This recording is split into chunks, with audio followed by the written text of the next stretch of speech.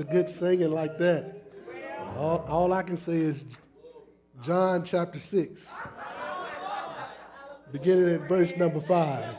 Amen.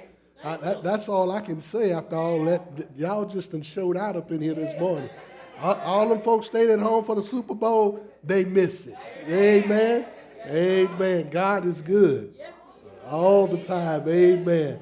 Amen. Thank God for the choir, the band. Amen. Listen, let me say something about the band. Listen, they were falling off like flies over there at the West Campus this morning. Brother Milder, he was sick, and so somebody else had to play the drum, and then the keyboard player had to leave, so we had to get somebody else on the keyboard, and then the drummer had to get on the keyboard, and then the guitar player had to get on the drum. Amen. Amen. God will work it out. Amen. And so we truly thank God for what he's done. Listen, John chapter 6, I need all of my wins, so I'm not going to talk long. John chapter 6, verse number 5, beginning there in the New American Standard Bible, it says, "Therefore, Jesus, lifting up his eyes, seeing that a large crowd was coming to him, said to Philip, 'Where are we to buy bread so these may eat?'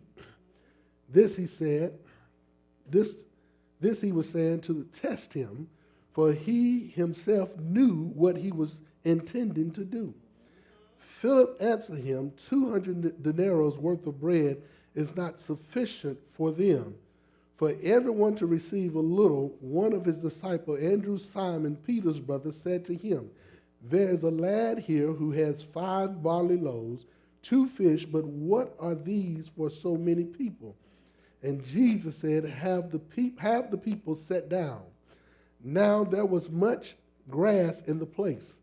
So the men sat down in numbers about 5,000. And Jesus then took the loaves, and having given thanks, he distributed to those who were seated. Likewise also of the fish as much as they wanted. When they were filled, he said to his disciples, 'Gather up the leftover fragments so nothing will be lost.' So they gathered them up and filled 12 baskets with fragments from the 5 barley loaves which were left over by those who had eaten." I want to talk about it this morning from this subject. Put it in the hands of God. Put it in the hands of God.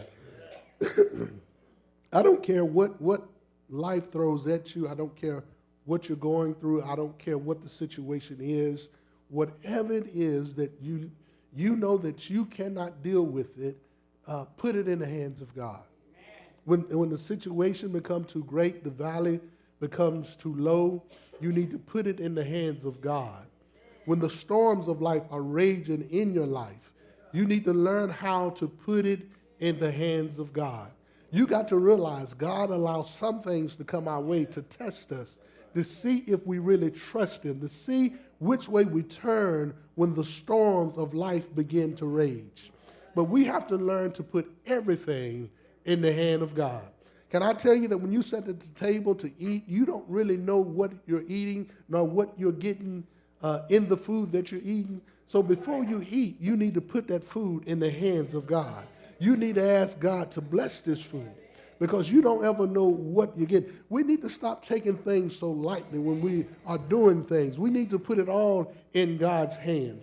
When you become parents, when you become husbands and wives, you got to put your relationship in the hands of God. Because listen, if you keep your relationship in your hand, you're going to mess it up. If you keep being a parent without God, you're going to mess it up. But when you put it in the hands of God, God is able to do more than we ever thought we could do it with it. I love what Isaiah said. Isaiah says that God has a righteous right hand. And I love it because he says, be not alarmed nor dismayed. When you put it in God's hand, you never have to be amazed nor alarmed by the things that are going on around you. You can walk with peace in your life. You can walk in the midst of a valley knowing that God's going to meet you there, and he's going to be a rod and a staff that comforts you. But you only can do that when you have it in God's hands. You can realize that God will supply all of your needs when you know that you are in God's hand, because you know the Bible says the Lord is my shepherd and I shall not want. But you first got to be in, y'all done missed the test. I did all that talking and y'all missed the test. I gave you all the answers you needed and you missed the test. You got to put it in God's hand. So no matter what we're going through, put it in God's hand. We realize and understand that Jesus has been doing a lot of teaching at this point. Jesus has done a lot of miracles, and the people have heard about Jesus. And Jesus is now moving through the land, and there is a crowd wanting to know about this Jesus. Matter of fact, I don't know if it's so much, Reverend Thompson, if they wanted to know, is that they wanted some free stuff from you. They wanted some free. We heard about Jesus healing folks, and so I got arthritis in my toe, and I just want to touch him so my arthritis would leave me. And that's what's wrong with a lot of us. We want Jesus to touch us, but we don't want to stay with him. We don't want to stay connected with him. After we get what we want from him, we tend to walk away from him. But listen, God has done so much for me. I cannot walk away from him now. I got to stay close to him. I got to stay in his hand. Listen, every now and then I have to hum that little song in my head. He's got the whole wide world in his hand. He's got the little bitty babies in his hand. He's got me and you in his hand. You may think it's childish, you may think it's simple, but that song has so much meaning when you're going through. As long as you know that you're in the hands of God, that you know you can make it through the storm. Let me give you these few things now. You can copy the points for yourself, but I may not say every point today, but I want to just share some things with you. The first thing we see in this text is that there is an overwhelming situation. The situation has become overwhelming for the disciples. The disciples sees the same thing that Jesus sees. They see a multitude of people pressing to get to Jesus. Matter of fact, the text says that after Jesus had done his miracle, he required them to set the people down. He set the men down and said it was 5,000. Other gospels said it was 5,000 men plus women and children. In other words, there was a lot of folks. And the situation had become overwhelming. But notice here, you got to always know, no matter what you're going through, that God knows what we're going through. For the text says in verse number 5 said that he lifted up his eyes and he saw the multitude. And we're not right about that? He said he saw the multitude. Jesus saw the crowd. He saw them coming to him and said to Philip, Philip, where are we going to buy bread so these may eat? Philip, what are we going to do about this situation? Here it is, Philip. Philip, here it is. Philip, what are we going to do? But let me say to you, before the storm comes, God already know how he's going to get you out of it. He already know how he's going to bring you through. But you got to have faith to believe that no matter what I have to go through, God's going to bring me through. Listen, sometimes if you would take an inventory of your life and see some of the things you went through to get where you are, would you really go through that situation again to get where you are? But sometimes we got to go through. So here it is. In order to, Jesus recognized the situation, but then Jesus moves and said, Philip, where do we get bread? And then in verse 6 it says, this he was saying to test him. Listen, God will test our faith. That's all God was doing. He was testing the faith of the disciples, because not only was Philip here, but the 12 disciples were with them. And I just believe that he had the audience of all 12 of them as he was speaking, and he begins to test them. He begins to ask them, what are we going to do about the situation? Well, instead of them being men of faith, they became men of flesh. And so they responded to him from the flesh. When God tests us, we must respond by faith. And listen, I don't see where it's going to come. I don't see how it's going to happen, but I know God's going to do it. But they responded by flesh. Listen, this is what they said. And you have to go back through all the Gospels to find these. But in Mark, they says, let's get rid of the problem. Many times when God sends tests our way, all we want to do is get rid of it. Listen, won't you learn how to embrace the test? Watch out now. I'm going to get happy in a minute. You got to learn to embrace the test. Can I tell you, just embrace the storm you in? Go ahead and start praising God in the midst of the storm, thanking God for the storm, because God is getting ready to do something great for you, because he's working it out for you. It's God. You can't respond by the flesh.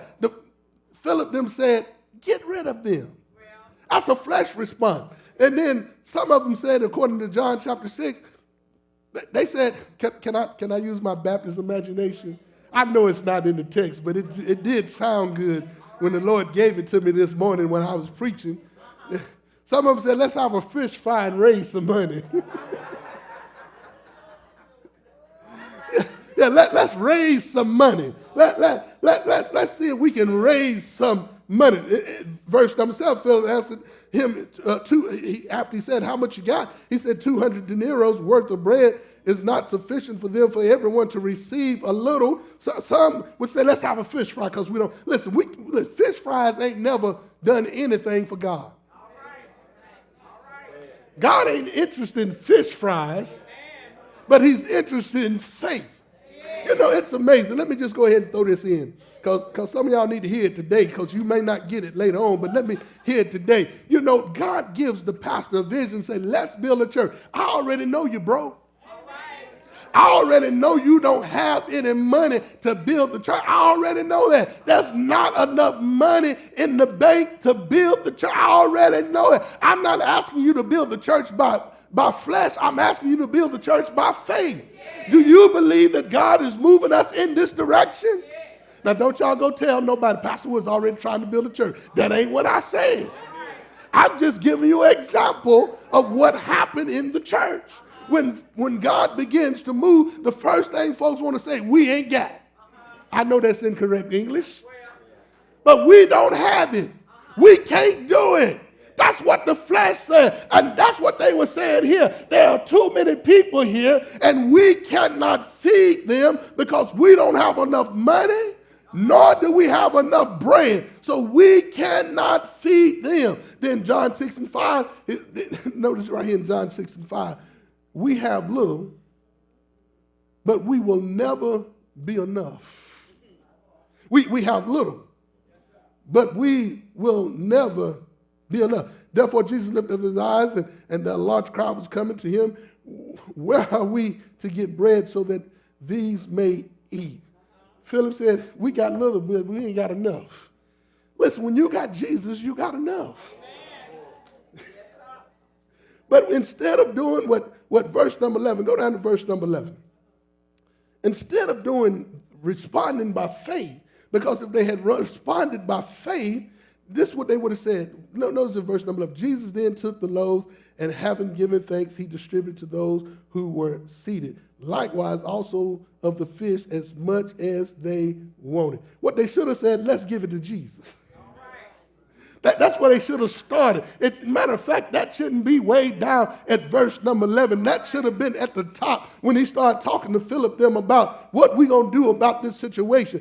Philip them should have just said, let's give it to Jesus. Well, Philip, why should we give it to Jesus? Well, can I tell y'all? Well, I was at a wedding.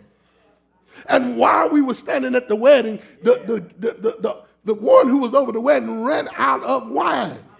And Jesus' mother said to him, son, we are in trouble.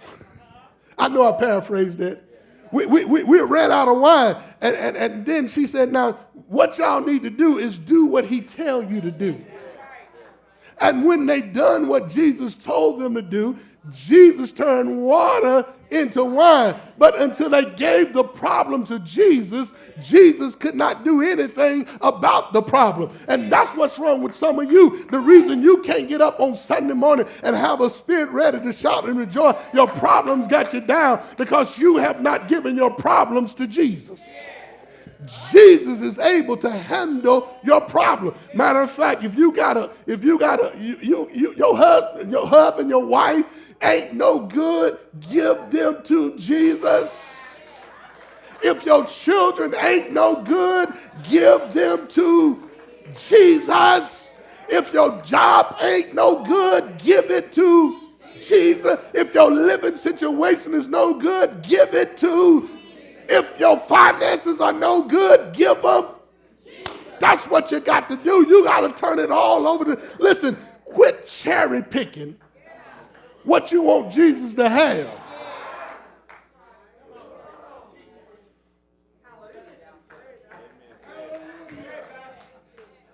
If you're a sinner, I'm talking about church sinners. I'm talking about those who come to church, pretend like they ain't sinners. I'm talking about those who know they sinning. You know it. Don't look at me like that. You know you give it to the Lord. Take and give the sins to the Lord. Let him cast them over to the sea of forgiveness that they never rise against you again. Listen, I ain't talking about you because I ain't looking at you. My eyes are closed. But you know what you need to do. You need to get rid of it. Give it to the Lord. You can never expect God to expand your territory as you walk in sin. But you got to give everything to him. Listen, matter of fact, you ought to just open up your trunk today and start getting rid of all the junk in your trunk. Just say, Lord, here it is. I give it to you, Lord. Look, I know. See, some of y'all was looking at this text today and said, he going to talk about me getting prosperity, me getting what I want. Now, that's some stuff you got to get rid of. Now, here it is. Here it is. Here's the rest of the text. Not only was this an overwhelming situation, but when you get really down to the point of it in verse number 8, one of the disciples, Andrew, Simon Peter's brother, said to him, there is a lad here who has 5 barley loaves and 2 fish. But what are these for so many people? Jesus, we got something, but it's not enough. Jesus, we have something, but it's not sufficient to meet the need. But what Andrew failed to realize, as long as he kept it in his hands, or it stayed in the lad's hand, it was not sufficient for the mass of people that needed to eat. But once the lad gave over his lunch, now notice here now, he gives it, and he gives it freely. No, notice here, you don't see anything about him fighting with Andrew about the lunch. And quite sure this young man knew he was going to get hungry, and he needed something to eat. I'm quite sure this young man could have looked around at the crowd and said, y'all should have packed your own lunch. Y'all knew this was going to be a long day, so you should have packed your own lunch. But he didn't have that type of spirit. Y'all know that sounds like some of us. Why they asking us for this? They should have did it themselves. I ain't giving them folks nothing over there. Every time you look around, the deacons and the pastors asking for money, want us to give some more money.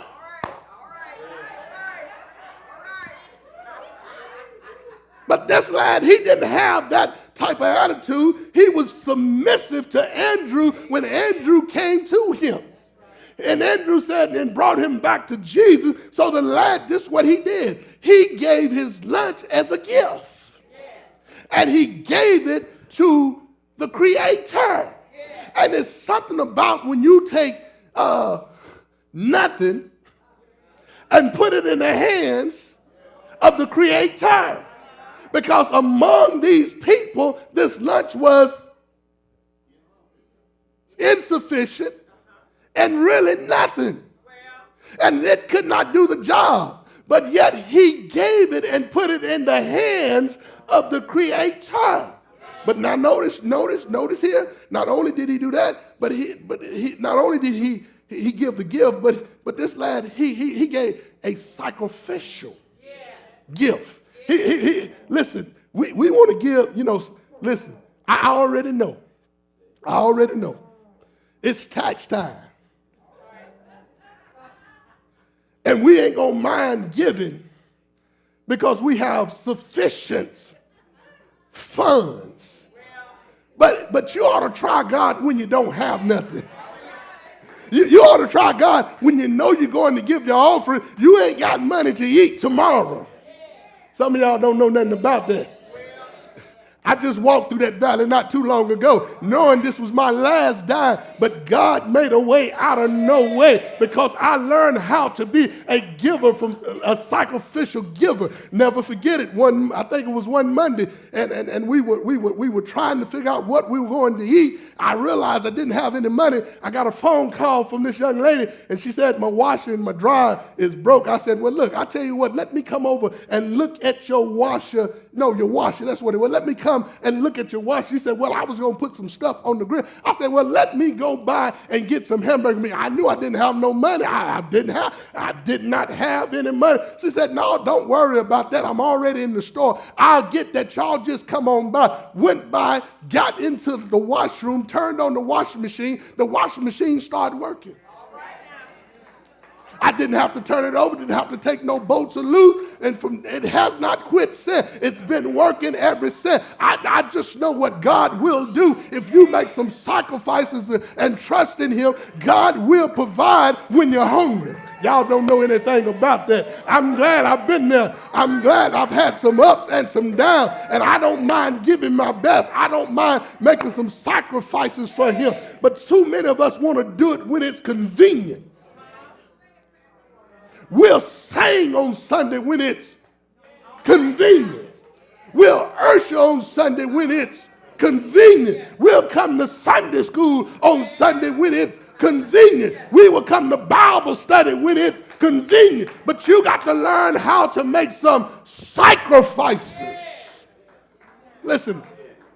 In reality, I probably ought to be laying at home in the bed. I ought to have some walking sags rubbed all over my body trying to get better. But I thought about all that the Lord has done for me. I got up out of the bed, made a sacrifice to be here this morning to preach the good news of Jesus Christ because I knew the Lord, He will take care of me. So I made a sacrifice by putting it in His. I said, Lord, I'm sick, but you give me the strength.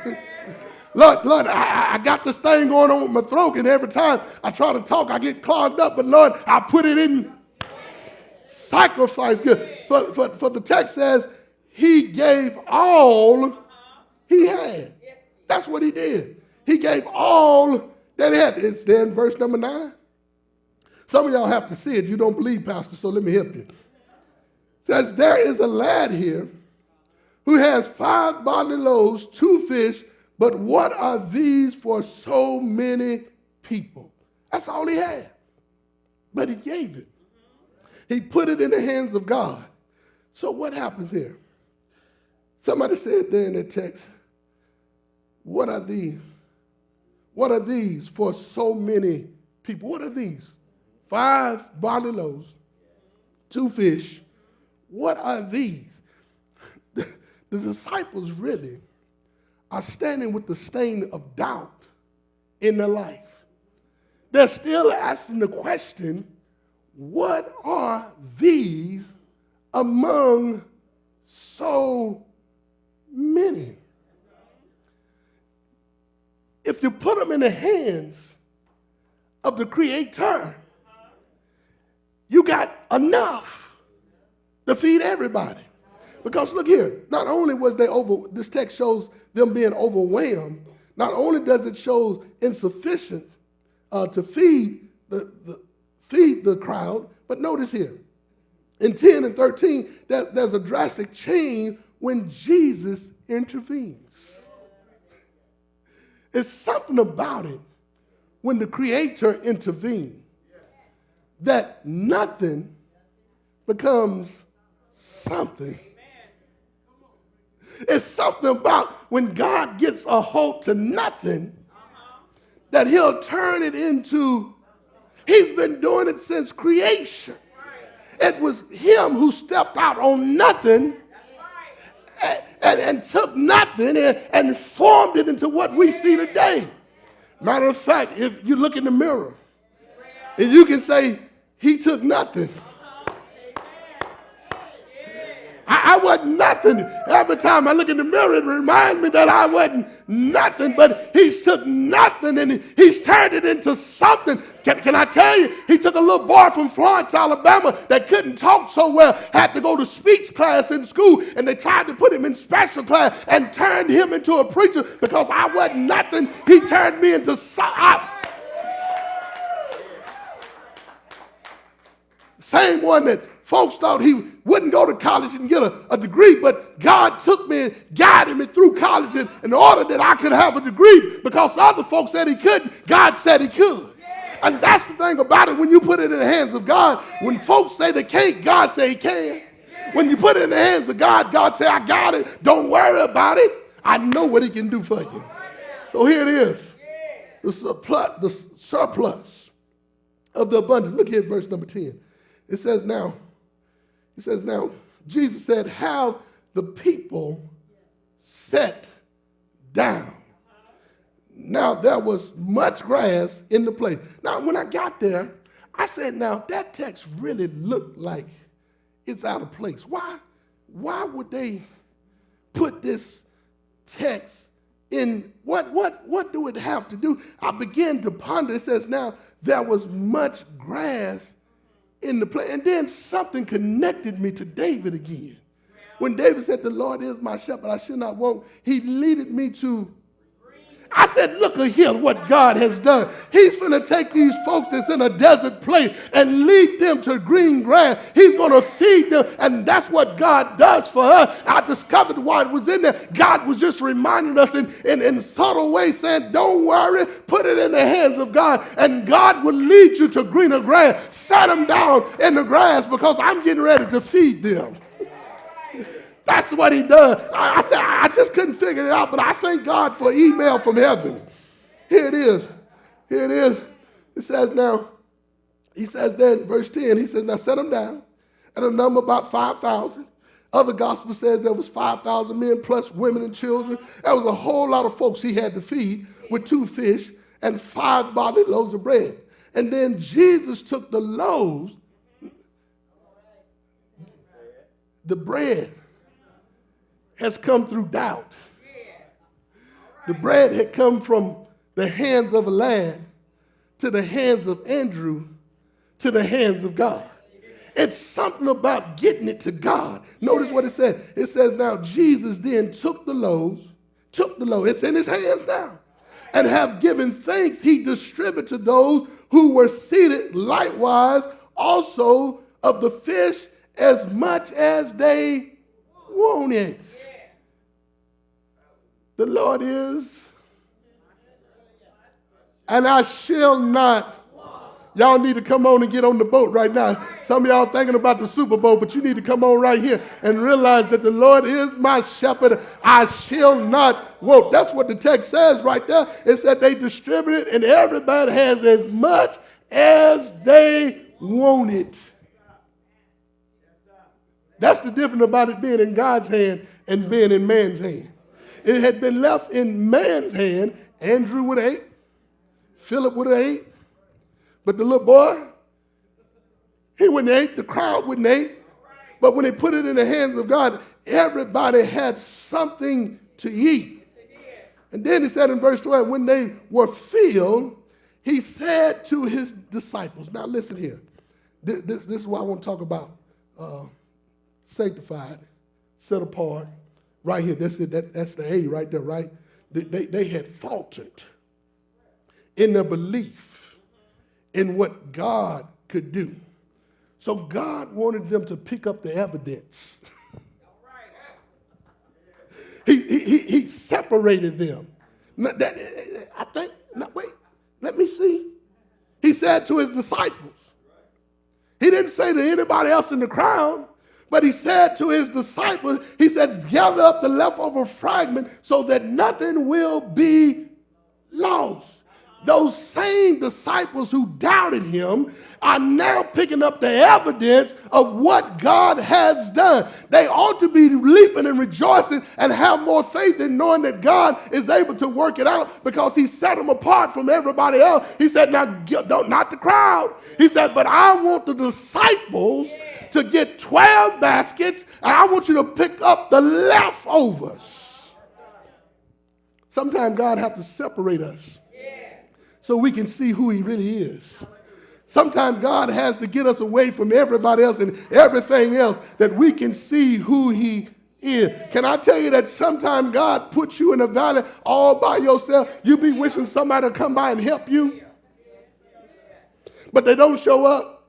You in the valley all by yourself. He put you there by yourself that you can realize who he is. You ought to come running out of the valley now, set apart, ready to do the work of the Lord because he's been your rod, your staff that comforts you while you was in the valley because nobody else came by.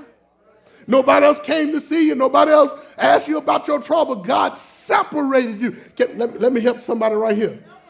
The reason the pastor didn't come by,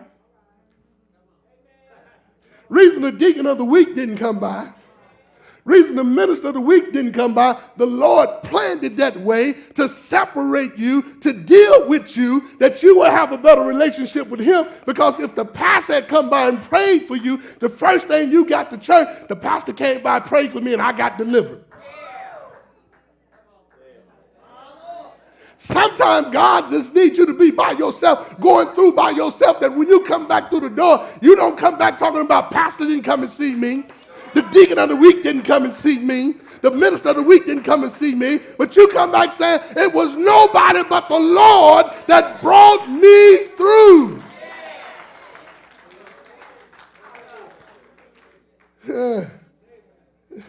He said, now get it up when nothing is lost. Then he said in verse 13, so they gathered them up, filled 12 baskets with fragments from the 5 barley loaves which was left over by those who had eaten. Listen.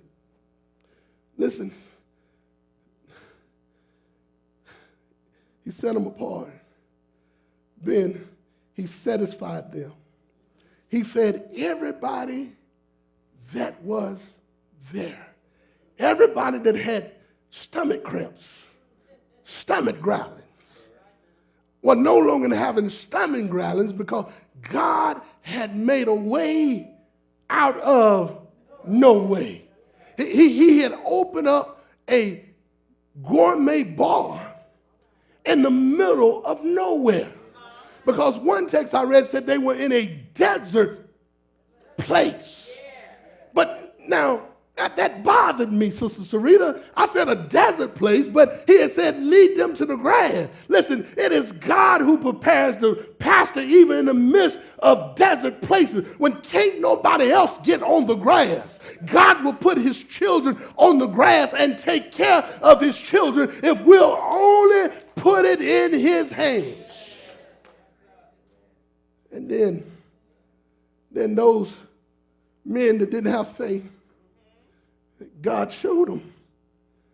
Really, can I just say how stupid they were for not believing that he could do what he said he would do? This is the same Jesus that took regular water and turned it into wine. This is the same Jesus that walked by a man who was blind and made him see again. This the same Jesus that stopped by a man that was lame all of his life and made him walk again. This is the same Jesus that they took and marched from judgment hall to judgment hall because we were sinners, not him, but it was us. And he decided to die on the cross for you and me. And they stretched him high and they stretched him wide, and he died on Calvary cross. That's why he was able to do what he did, because he knew that they needed to know that he was the bread of life.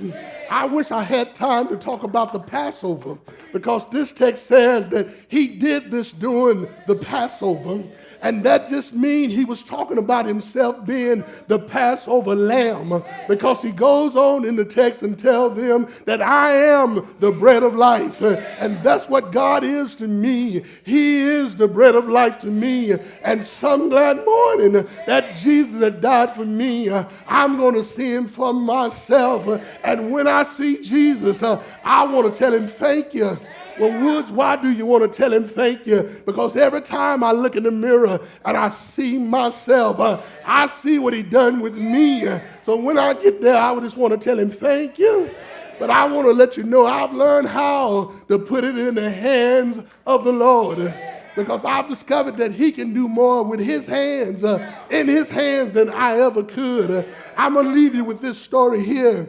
There was a young man that used to go to the store with his father every week.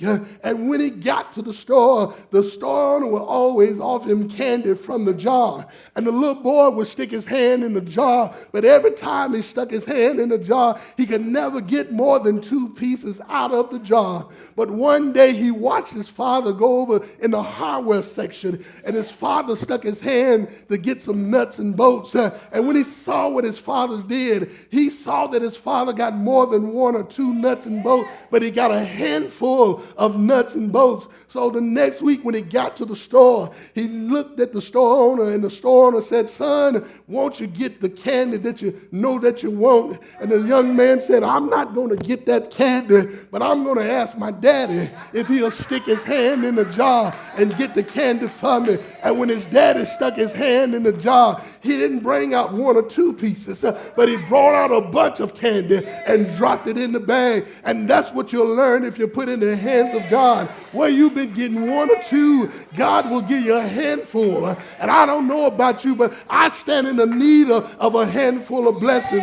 I need God to shower his blessings down on me. And that's why I've learned to put it all in his hand, because when God's got it, it's going to be all right in the morning. How you know it's going to be all right in the morning? Because in God's hand, there's brand new mercies in the morning. I know it's going to be all right in God's hand, because when the tears are falling from my eyes, I know in God's hand that weeping endure for a night, but joy come in the morning.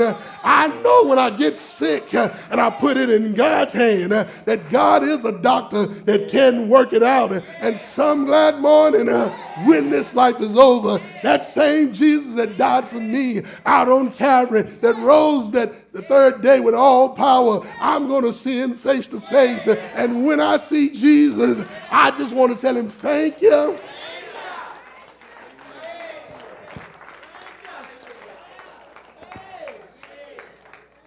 You got to learn to put it in the hands of God.